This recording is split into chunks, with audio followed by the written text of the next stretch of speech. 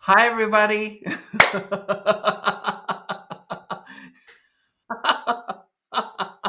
it's it's me, Jeremy, and Tina, and we're cracking up as usual.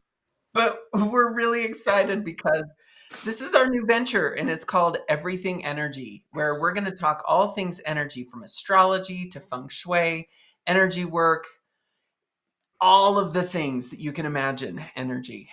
Yeah. So here we are. This is our first podcast episode. We're really excited about it. Yeah, So, we really welcome. are. We're so giddy.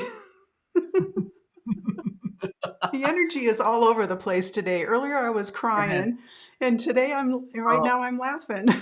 well, I'm glad that you're not crying. That would be great if we got on and we're like, Yeah, that'll come further down the road. and Episode 10. episode 2 or 3 will be crying, right? Oh my Laughing god. and crying. Oh, congratulations, we made it. We did it. We did Yeah, it. We're this is here. exciting. Well, today what we're going to do is we're going to just start out by a kind of a getting to know you kind of a thing. And I've created 10 questions that Tina doesn't know I'm going to ask, and she's created 10 questions that I don't know she's going to ask. So, we're going to just away we go. Let's do this. I'm Yeah, going do to you want ask me to you. go first? Go ahead. You You be want me to ask first. you? Yeah. Okay. All right, so I didn't create these questions. I went online and I copied and pasted them into a document. But one by one, it went all over the place. It wasn't like, oh, here's, I did quite a bit of research because I was like, I want to find out something new about you. Oh, And, okay, cool. for those of you who, out there who don't know Jeremy and I think this will be fun Yeah. because you are super, super intuitive. Like you're so connected. I'm wondering where that comes from. Like, was it a childhood thing? Did you have a grandmother that sat behind a crystal ball? Where does this intuitive stuff come from? That's a really good question, and I'll try to condense it because it's kind of a long story. Mhm. But when I was 6 years old, I was very sick, and I had a virus called pericarditis. And what it does is it attacks the outer lining of your heart. Everyone has like this little plastic bag that encases the heart or surrounds the heart. And mine was completely infected with virus, and it Mm, had created this like solution that was suffocating my heart. And it was the early 80s, so I don't think they had the technology that we do now, mm, and I was in and out of hospital for a couple of months until they figured out what it was. They finally figured out what it was, but then we took me into surgery. And in my recovery, my grandmother was holding me, and I can remember I was so thirsty coming out of the surgery that my grandmother had like a cold rag on my forehead, and I kept like trying to wrap my lips around the rag just to get mm, some moisture in my mhm, mouth because I was so thirsty. And as I was doing that, I looked up and I saw two people just kind of hovering above me, and it was both of my deceased grandfathers on both sides. mm, And they took me to the other side, and it was like this magical kind of thing where they took me to the other side. I wasn't afraid. I wasn't even concerned about what I was leaving behind here. mm, And I was gone for what seemed like 2 weeks on the other side, but here I was just gone for a split second, an instant. And mm. while I was enjoying my time there, um, I heard this vibration sound, and my grandfathers came back and they kind of looked at me and they said, "You have to go back." And I was not happy. Mhm. There's a lot of people that suffer, or not, I guess the word isn't suffer, but go through a near death experience, or they go to the other side and everything's peaceful and wonderful. And when it was time for me to come back, that was not my experience. I was pissed, and I was throwing a tantrum because I didn't want to come back to this place where I was in this sick little body. And Yeah. so I did, came back, but then I started seeing things that other people couldn't see. I was Wow. complaining to my parents that there was an old man under my bed, and there were all of these things that I could see that others couldn't see, and there were voices that I was hearing. And so I think people thought I was going a little bit crazy, but I wasn't. I was actually seeing I was actually seeing things and hearing things that other people couldn't see. Mhm. And over the years, I was able to kind of turn that off, so to speak, and kind of, Mhm. Yeah. silence it a little bit. But then when I came out of the closet when I was like 22 years old, everything just opened up again. Really? I wasn't able to conceal any of it. So, Wow, yeah, and then incredible. I just realized, years and years having this gift that I could actually use it to help people. So, Oh, yeah, so grateful that you are. yeah. Um, so I love that because I actually have here something about that you haven't always been out in this field, Mhm. because I know you were like, talk to us a little bit like what you were doing before, Okay. you know, Um, not like it's a boring job, but what were you doing before you got into this metaphysical woo-woo, new agey stuff? yeah. Well, I was a hairstylist for 25 years and Wow. I loved it. I loved doing hair while I was doing it until the last couple of years, and then my body started to ache and everything. But during that time, I was able to really understand people's personalities. I would hear all of these incredible stories about people's, struggles and what they went through every day. I would just be able to hear their stories, their life stories, and what I was able to kind of gather from that is that everyone needs something. Everyone's searching for the truth. Everyone's searching for better energy or a better life. And Yeah. so that's kind of what kind of got me interested in people and working with people. So were you like working on people and some of your gifts would come through and you'd see stuff, would you share or like what's that like? Because Uh, I think some people may not realize we're in the heart of Utah, yeah, right? This is where you're growing up. yeah. Um, I was very selective of who I would share that with because there were a lot of people from the predominant religion in Utah that if I did say something like that, they would be really freaked out by it. And Mm, there's quite a few people that I did freak out because I would mention something to them like, yeah, I'm having this kind of weird feeling about your car. Could you go get it checked out? And they would kind of look at me like, why are you saying that to me? Sure enough, they would go check their car and something would be a little bit off. So I just have always been kind of listening to those whispers, listening to the intuition and kind of sharing with my clients what was mhm. going on. Some of them didn't come back to get their hair done from me after I would share, but a lot of them did. Yeah. It got to the point where some were like, "Are you picking anything up on me?" And I was like, got to the point where I was doing 2 jobs at once, Yeah. and I was like, "I should charge more for this shit You because need like I'm a telling you psychic a lot." tip jar sitting there. Yeah, That's yeah, awesome. Um, yeah. did you have any other jobs besides that? Like out of Um, school? let's see. Gosh, I worked at a few restaurants. I was a makeup artist for a while. I Mm, worked on modeling sets. I wow. worked for How I fun. worked I used to work down in Las Vegas. I call this my past life when I was in my early 20s, but I was a dancer in my early 20s and I had a few friends that were strippers down in Vegas. And I would go help them choreograph on the weekends. And I took their $200 nights at the strip club to $2,000 nights at the strip club. So that was fun. During the day, they were on modeling shoots, and I would be doing their makeup and hair for the modeling shoots. So Wow. And then what were you doing right before your early 20s? I was a Mormon missionary knocking on fucking doors, asking people if they wanted to know about God. So Wow. I did it. I did, it was I've lived kind of an interesting life. Yeah. Where was One your polar mission? opposite to the next. Just flip-flopping. Where was your mission? I went to Sydney, Australia. Mm. Yeah. Anything stand out from that experience?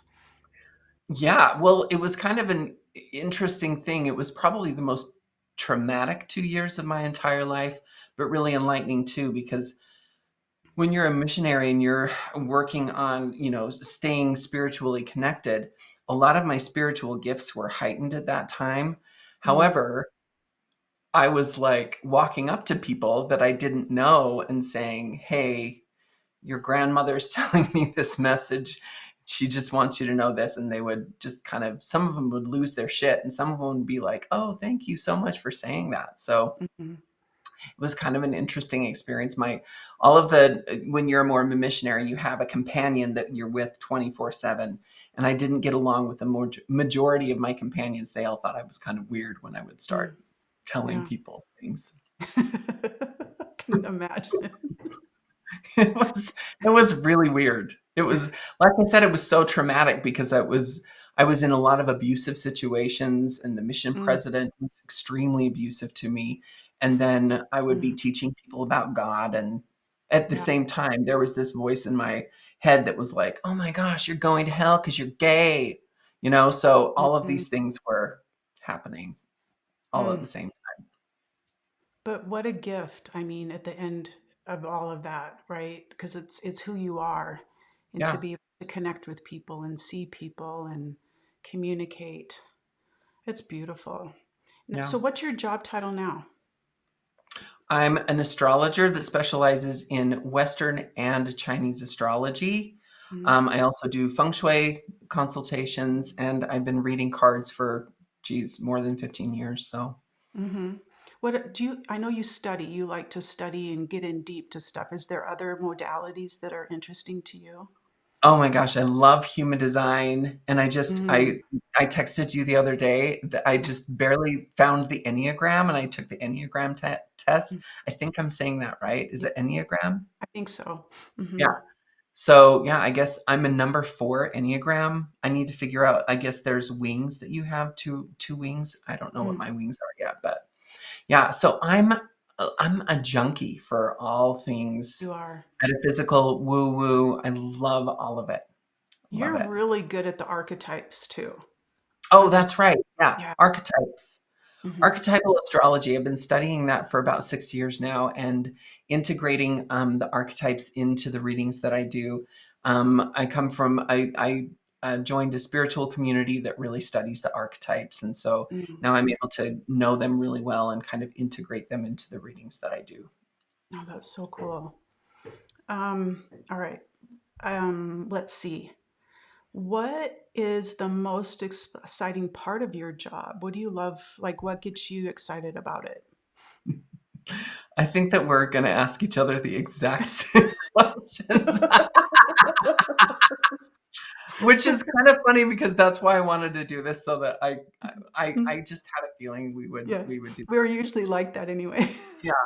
So when I was, younger doing hair, I got this one of my friends bought me an astrology book, and I started reading about it. My mentor, Valois Silver, she was the one that taught me how to do hair.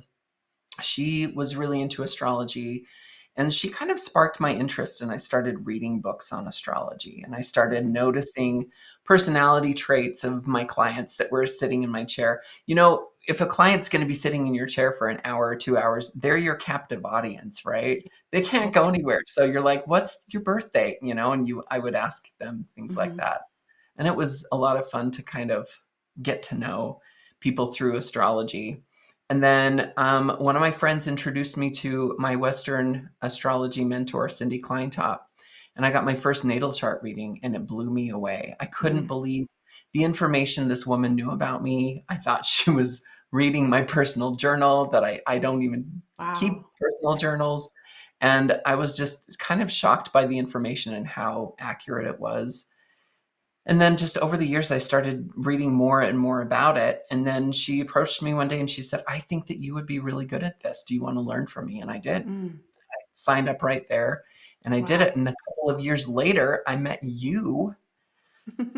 And I was online one night and I had just met this boy and I was thinking about moving in with him.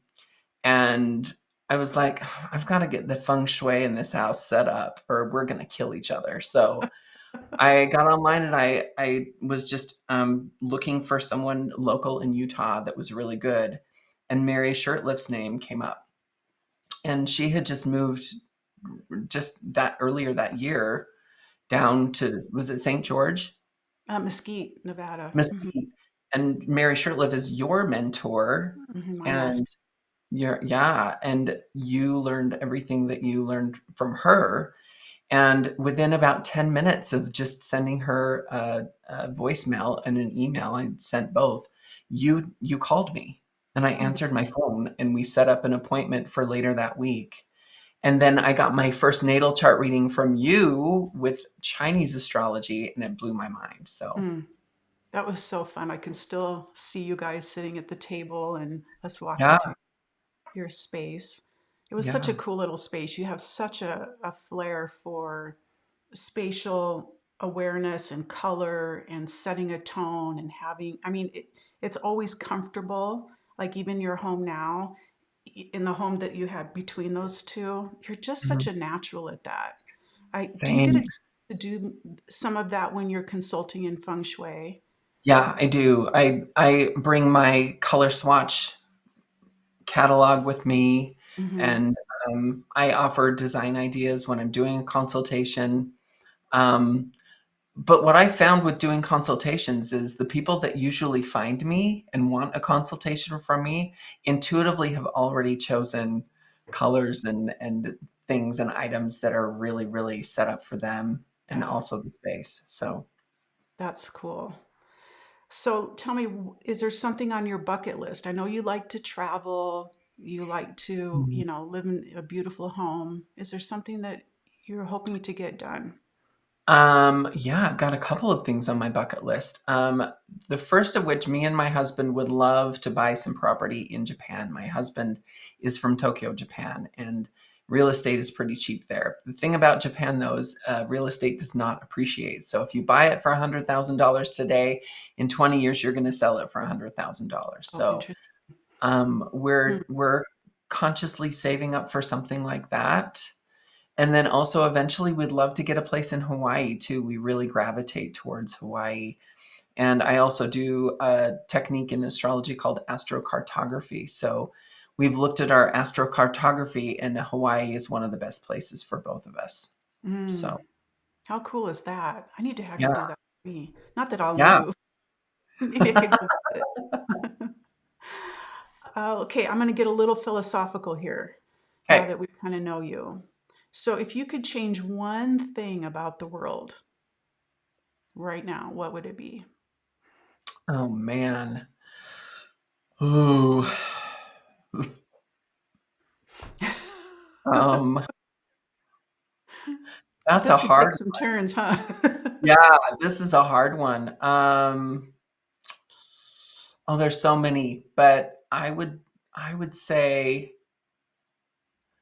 oh man, you caught me off guard here. Um, I've got a couple of funny answers, but I've also got a philosophical answer. I'll start with the philosophical answer, Okay. and that would be, I would just love equality for all people. Mm, Real mhm. equality. Yeah. It just doesn't exist. Mhm. Women don't have equality with men. The LGBT community doesn't have equality with straight people. Like, the Yeah. Black community does not have equality with white people. It's just ongoing. I Yeah. would love equality. That's the one thing I Bravo. would change. Let's do it. Okay, something funny. Okay. Oh, the funny answer? Conservatives. That's what I would change. Okay. Yeah. Hey, I would. I would change them, yeah.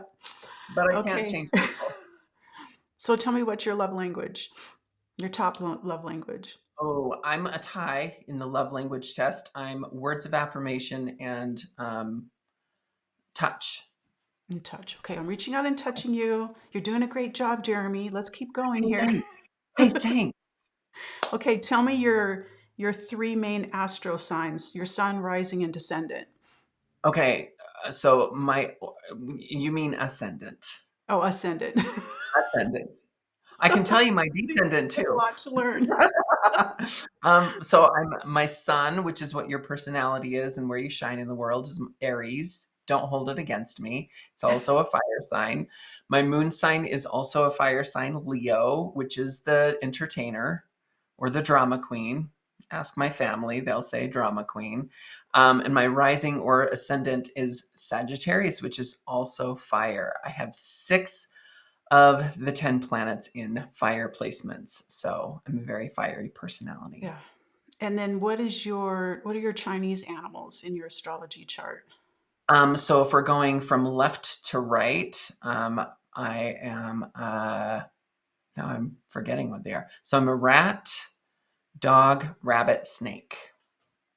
What's the snake? What is it, a yang? Snake. The snake is the year I was born. So What's the that's my element name. on top of your snake? I was born a fire snake. Dang, so you got lots of fire, and your master element's fire. And my master element is fire, 35% fire. Yep. Wow. Lots of Fire. change. That speaks to all the change and the plus you're the snake, right? Which is shedding Mhm. skin and, shedding this way of, the makeup, the dressing up and, all of that stuff is so Yeah. snake-ish. Yeah. Okay, I'm going to do some quick rapid fire Okay. questions. You up for Okay. 'em? Texting or Yep. talking? Talking. Cake or pie? Pie. Say "Good day, mate" in an Australian accent. I can't do that shit. I can't either. Americans suck at the Australian accent. Just try I might. No, it sounds like shit. it. Oh. Breakfast, lunch, or dinner? Ooh, dinner. What's the scariest animal? Oh God. Well, there's two. The insects would be the bee. It's You're either like scratching. bitch or dog. I'm terrified of dogs. Okay. Favorite smell? The smell of like grape candy or like Oh, grape Kool-Aid. Grape. It's my favorite. really? What's your Mhm. least favorite smell? Oh, the smell of like when you go outside and you know that there's been a skunk in the neighborhood. That's my Oh, most I unfavorite love smell. skunk smell. Oh, Oh, I love it. you do? Okay, two more questions. Would you rather travel back in time or into the future? Ooh, that's a good one. I don't want to go back to my past, so future. hmm How far in the future? Like this lifetime or? No, I want to see a couple lifetimes from now. I would Mm, want to go into the future to see what my future selves are like. yeah, that'd be fun. That'd be way cool. Yeah. Okay, you get to one song to listen to for the rest of your life. What is it? Not every day, all day, but if it's the only thing you could turn the radio to, what is it? Um, a little more love by Olivia Newton-John. Oh, that should be our little theme song for Oh this. my God, I love Olivia. Love her. Hey, thanks for answering my questions. Yeah. Are you ready for yours? I don't know. It feels like you have some trick up your sleeve here. No, I I'm mean already sweating. they're all kind of the same questions that you asked. But my first one, same thing with you, that you asked me was what sparked your interest in feng shui and how did you get your start? hmm Um, I think it's kind of always been in the periphery. When you start the new age path, you take classes or you see books and you're just so eager. So this is like, almost 30 years ago where, I'm learning chakra systems and numerology and telepathy and palm reading and all this stuff. And it's like feng shui's kind of there. And in my kind of confident weirdness, because I don't feel confident that often, but it's like, oh, I know that stuff. Like that comes easy to me. Mhm. But not really knowing exactly what it was. And then in the late 1900s, which sounds so bizarre to say, right? Like 1997 or 1998, I think, a couple of friends of mine, the three of us, we met this super psychic Vietnamese meditation master. He was a Wow. Buddhist. And we sat at his feet for a reading. And when he got done, he pointed at us and he said, "You come back, I teach you." And so Wow. we came, he said, "Bring people and I'll teach you." He says, "I've never taught white students before, only slant eye."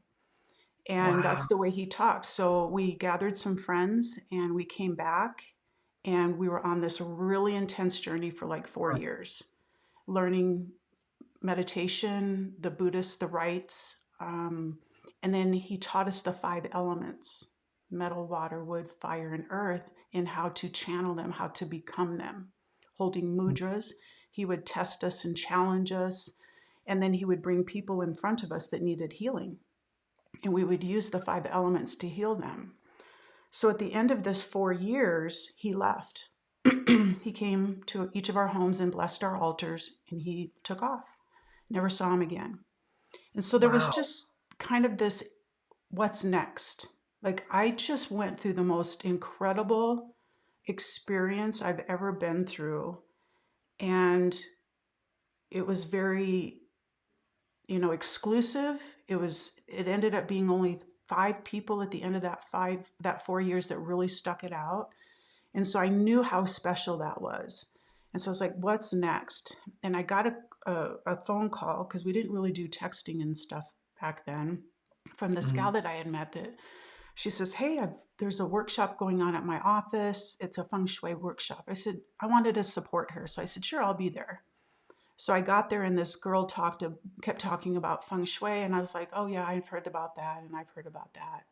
And then she mentioned her feng shui master. And so, of course, after the workshop, I said, I'd love to know more about your feng shui master. And she said, well, actually, she's here in Utah. I'm like, Wow. really? That's crazy. So that was that kind of opening. And so immediately I went and called Mary, who you were just talking about. And Yeah. she said, yeah, I've got a training coming up next week. Let's meet and let's, see if it's a fit. And it was a fit. And I was super excited because she had done all of the big studies. She had gone to China. She had learned from the great masters. And Wow. so because of all the work she did, she relieved me of having to go do all of Mhm. that for years upon years and travel. Because as you know, Yeah. I'm not a good traveler. No. Um, Not at all. So she was just willing to allow us to ask whatever we wanted. And it was a 5-day intensive that actually ended up being 10 days. We Wow. just couldn't get enough. Hey, can we meet one more day? Hey, can we do this? And as she's teaching, I'm creating handouts for the whole class, because, like, I need the visuals. That was my thing. And she'd be like, oh, bring me that. I want to use that. And so Mhm. I created tools for myself that I still use today and actually sell on Etsy. And Mary was just a gift from the heavens to really, you know, spread the love and bring me into her world. So I'm super grateful for that. That's so cool. I love that. I love hearing your story. It's kind of fun how when those things happen, they all kind of line up. Like, Hmm. it was a fit, you started training the week after. I love that. That's Yeah, so cool. yeah. So what is your favorite part about being a feng shui master and educator? Oh my gosh. Teaching. I love to teach because, and you know this too.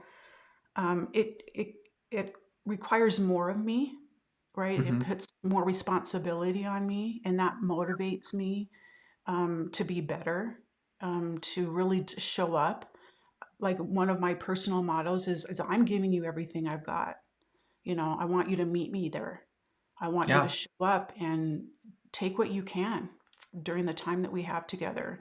And when I'm teaching, you get students from various backgrounds, and they have different, things that are going on, or different questions. And those, I love the challenge of questions. Mhm. I love people to question what I'm saying, or what the philosophies are, or what's happening in their world, because then I get to open a book and find it, or tap in to source and Yeah. find it. I love that part.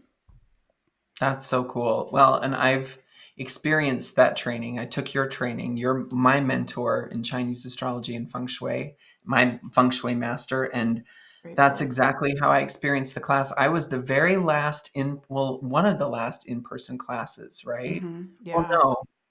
No, uh, that's not true. No.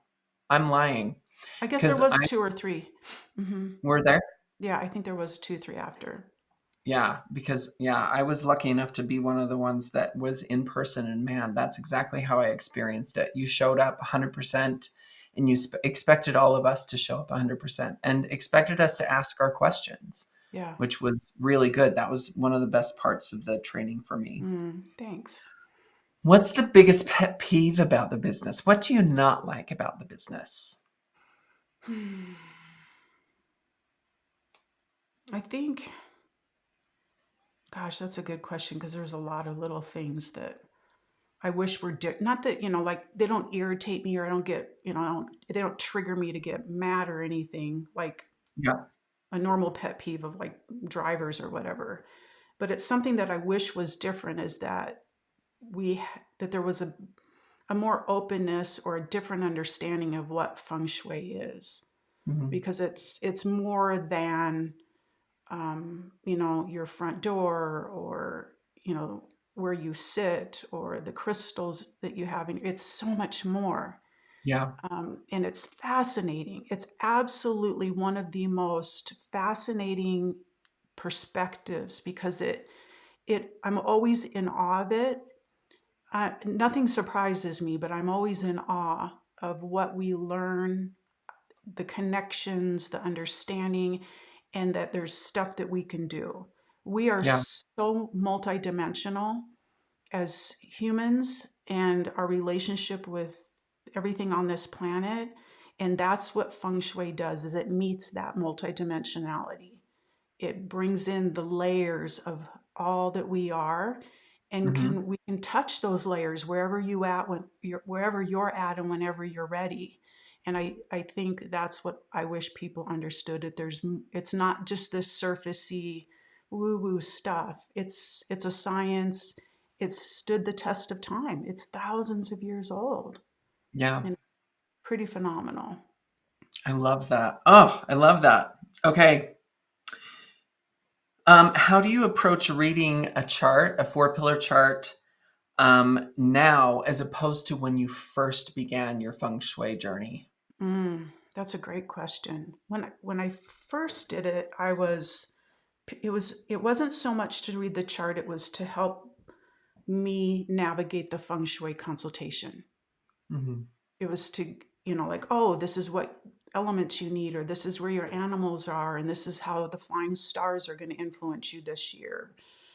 So it was more of that. And now, so much of what I do is just the Chinese astrology reading.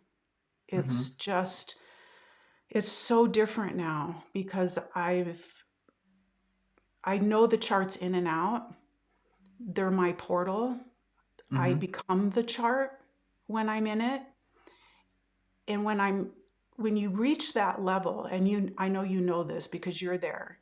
When you reach that level that you know all the basics, you know the foundation, then it allows for insights and Mhm. visions and messages to come through to enhance that reading rather Yeah. than, oh, this is what a dog does. This is the characteristics of a dog. It gets a little too, I mean, it's fun and it's exciting, Mhm. but you have to work. You have to do a lot of readings to get to Mhm. that point where that's all rote. I don't have to think about it. All this Yeah. other stuff gets to flow. And there's such a deeper connection. And for me, as well as the clients appreciate that. They come back because they want to stay connected to the energy as it's shifting. So I think Mhm. it's just because I'm more skillful, I'm more trusting in my intuition Yeah. now than I used to be. I love that. That's so cool. Yeah, I think that as you do hundreds and hundreds of charts, it gets to the point where you start to see the patterns so that when you pick out the pattern, your intuition can come through and tell the person how that pattern is showing up for them. So, Right. Yeah, so exactly. cool. What is your favorite animal in your four pillar? Well, first of all, let's do your four animals and then tell me what your favorite animal of your chart is. Okay, so I have a tiger in my emotional pillar. I have a dog like you in my health pillar, and I have a dragon in my mind pillar and a horse in my year path, my year pillar. Um, my favorite animal in my chart, I I want to say the horse. As much as I think people would say, oh, why not the dragon? I think it's the horse because I have a lot of work to do there still.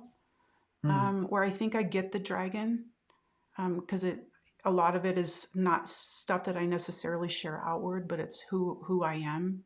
I can't yeah, explain it, put words to it, but I feel like the horse is my favorite because it's got my attention the most, and yeah, I'm so attracted to horses. Like yeah. I want to sit in a field of horses so bad. So bad. Maybe that's what I'll do for my birthday. Yeah, you should. It's coming up. Let's see. What is one thing that you think is important that you want people out there watching to know about you? Oh my gosh. Hmm. I don't know. I don't know the answer to that one. I might have to sit with that one. That's kind of a I big think as a question. teacher, it is such a good question. I think as a teacher, sometimes I feel like, because this is how I felt about my feng shui masters and the other masters I've studied under, Trina and Master Jimmy, is I had them up on a pedestal. Mm, And I thought that what they were sharing and teaching, they all had it wrapped up in a nice, pretty bag, and it was cake for them. mhm, And I know it's not. I know life isn't. And sometimes I feel like I'm looked at like, oh, I bet her house is perfect, or, that life is great for her. It's not. I'm here to learn, and it's through my life challenges and the challenges that I'm facing today that help me mhm. understand you. It helps me Yeah, connect with you. If my life was perfect, you're not going to trust me. You're not going to be able to connect with me because we haven't walked in a similar path. So, I mean, my fear is in saying that, friend. That's a weird, that's going to make me emotional because I don't like thinking that I'm even in that position that people might think that of me. mm, I don't know if that makes sense. It yeah. seems like an arrogant thing to say. You're not a very arrogant person, though. Arrogant is not a word I would use, or I doubt anyone would use to describe you. Oh, thank you. I hope so. Maybe the thing is there's a lot more I have to say that I don't say. Ooh, that's a good one. I know Mhm. that one's true. Yeah, I know that one's true. Yep, okay, I love that. I love Yeah. that. And that could be the dragon kind of hanging on to that information Mm. too. Yeah. My tiger ready to pounce. You're a tiger ready to attack if anyone gets the information that you don't want out there. Okay, some lighter questions. How did you meet your husband, Doug? So we're going on 36 years in May. I met him, actually I was hanging out at the bars a lot. I was in Wisconsin.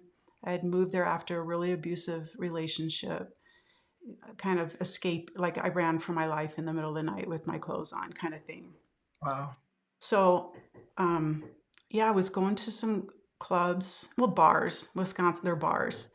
And a friend of mine was a bartender, and she's like, she knew this band that played in town. And I thought the lead singer was really cool and really good looking, but he scared me because the way he acted on stage, I thought, that guy's doing some serious drugs and I need to stay away from him. So I was kind of turned my eyes towards the sound engineer. And so she's like, "Oh yeah, he's a childhood friend of mine. But oh yeah, but he's got a girlfriend." I'm like, "Oh shit, I'm screwed."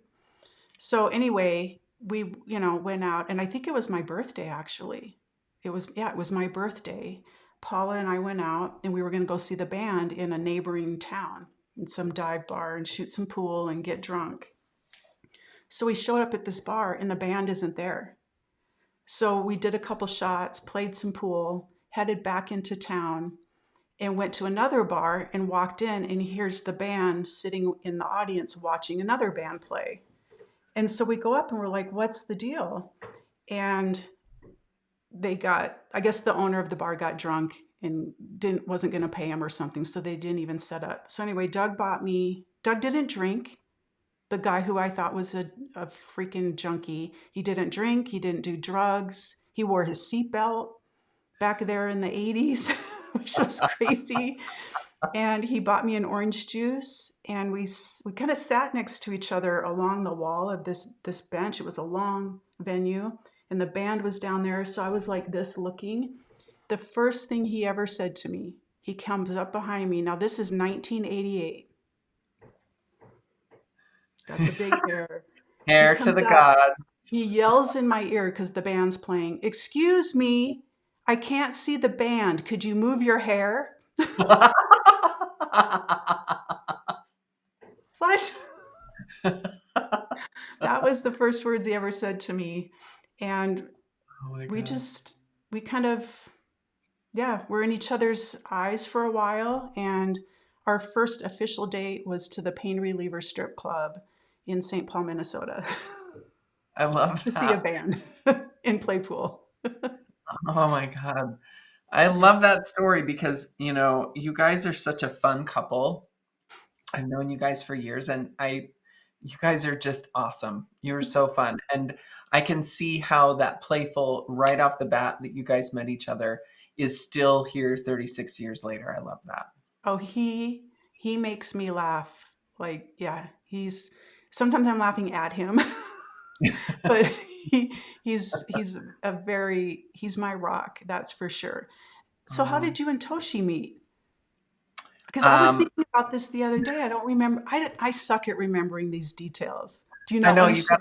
you've got a dragon in your chart. No, it's a great story. I was on, oh man, I was a dating machine the year that I met Tosh, and I was dating everyone.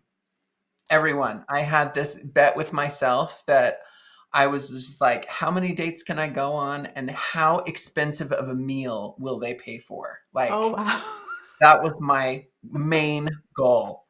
And one of my girlfriends is like, "You're a little bit wild, and you need to rein it in a little bit, and you need to get on Match.com." And I was like, "I don't want to get on Match.com. The other apps, Grinder and Scruff, are just great for me because they're free. I don't have to pay for anything, and they were hookup apps basically." Hmm. And my girlfriend was like, "No, you're going to get on Match.com." And me and her got drunk one night, and she's a writer, and she created my profile on Match.com, which mentioned how I was studying astrology and I wanted to Mm. become an astrologer someday. And then I forgot about it. She uploaded it and I totally forgot about it. And then she called me a couple months later and she's like, "Have you ever checked your account?" I was like, "No." And it was getting to the point where the 6 months of what I was paying for was up. And I got on my account, and one person had sent me a message, and he said, "You have a beautiful smile." And nobody had ever used the word beautiful for me before. So I was like, "Oh." And so that sparked my interest. And so we started texting back and forth for about a week. And about a month before that, I went to my astrologer, Cindy Kleintop, and she said, "Well, your dating days are going to be over by the time it's your birthday. You're probably going to be in a relationship." And me and my husband went on our first date on April 4th, and Mm. my birthday is on March 30th. So, yeah, Wow. you can't meet, like me and Tina always say, you can't make this shit up. No, that's But right. but he also catfished me. I don't know if you know what that means, but he was a student at BYU at the time that we met on Match.com. And on my way to the date, I had butterflies in my stomach for some reason, and I did not get butterflies with dates. I was a dating machine. I was not concerned about it. I was like, okay, we'll see what this guy's all about. How expensive can I get a steak? Like, I I was not worried. I was not concerned. But for some reason, I had butterflies in my stomach leading up to this date because we'd been talking, and I had stood him up the week before, and I was gonna stand him up again, and he's like, "Hey, I hope that you don't stand me up. I'm on my way to Salt Lake from Provo on the train." And I was like, "Okay." So he called me while I was driving to the date and he said, I must tell you something. And I was like, okay, what? And he's like, maybe I don't look like picture. And I was like, what are you talking about? Is that you in the picture? And he goes, maybe not. And I thought, oh shit, this guy is gonna be crazy. He's lying to me right out the gate, he's lying. And then I was like, oh, this guy's not gonna look anything like his picture. I was scared to death. And so when I met Wow. him, he looked it was and white people are stupid, let's be real. But he looked just like the picture. He had found a random stock picture on Google that looked very similar to him. Mm. And he was much cuter than the picture, Oh, so he's adorable. it was good. It He's was good for me. yeah. Oh, wow. I love that. Let's see. Um, okay, here's a good one. What's your favorite guilty pleasure on TV right now? Oh, I'm watching this show on Hulu called The Killing, and it's a Okay. 4-season. Loved The Killing. Really? I'm It almost was done with so good. the first It's one. the lady with the red hair, right? Yeah. Oh Yeah. my god. I So love that good. kind of stuff. That You're or gonna love that series. It's so good. good. It's either that or I like for some reason my kids don't understand it and I don't either. I love anything to do with like SEAL teams or military stuff. I don't know why, because I guess it's just so far from any of my goals or reality. Yeah. Mhm. And then what's your favorite color? My favorite color is gray. Gray? Gray. Okay. Yeah, because there's so many shades and it's in between the black and the white. I love that. I love that. And then I'm gonna ask my last question is gonna be copying you. What is your sun, moon, and rising? I don't know, you tell me. My sun is my sun is Aries. Yes. My moon is Pisces, Sagittarius. Sagittarius, and my rising is Pisces. Yeah. No? Yeah. Yeah. I Okay. think so. Your rising is either Aquarius or Sagittarius. I'm not sure, but Sagittarius. I know that you're a Sagittarius moon. Sag moon, Pisces rising. Yep. Pisces rising. Yeah. I That don't know makes what perfect sense. Sagittarius is the educator, so mm. that's why both of us like teaching. I've got a Sag rising. So And you have a it what was your moon? Leo, Leo. Okay. the drama queen, Okay.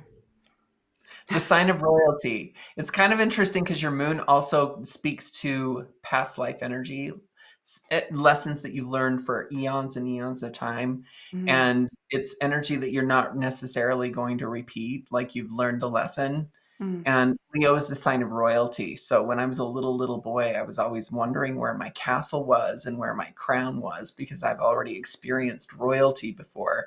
And I'm mm. still, where's my castle? What the hell? Yeah. Well, you have a beautiful home. Oh, I do. I've got a nice house. I like You've it. created your castle.